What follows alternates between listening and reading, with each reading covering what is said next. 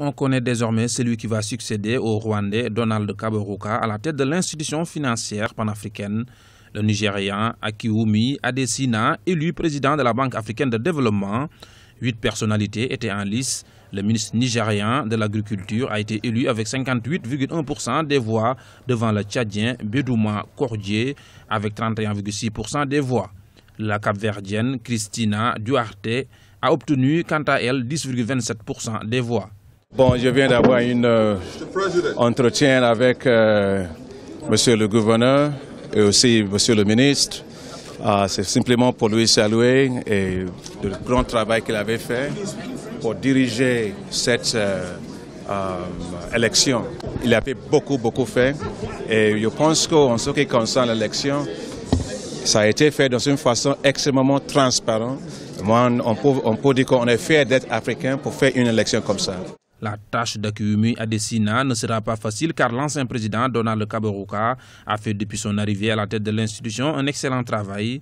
Sa principale réussite aura été de redonner toute sa crédibilité à l'institution financière. Le nouveau patron de la BAD devra ainsi consolider les efforts de son prédécesseur. Les attentes en ce qui concerne sa nouvelle présidence ont déjà été fixées par Donald Kaberuka.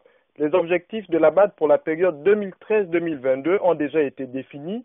Il s'agit du développement des infrastructures, de l'intégration économique régionale, du développement du secteur privé, de la gouvernance et la responsabilisation et tout ce qui concerne la qualification et les nouvelles technologies. La BAD, pour les prochaines années, a identifié 3 domaines d'intervention particuliers. Le premier d'entre eux, c'est celui du soutien aux États fragiles du continent, pour lesquels l'action de la BAD pourrait renforcer fortement l'économie.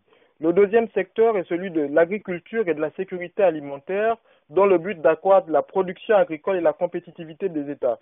Et enfin, le troisième secteur prioritaire est celui de la mise en valeur du genre, notamment en faisant en sorte que les femmes soient sollicitées et soient encouragées dans l'entrepreneuriat sur le continent. Akiwumi Adesina devra attendre cependant le 1er septembre 2015, date de la passation de service pour prendre les rênes de la Banque africaine de développement.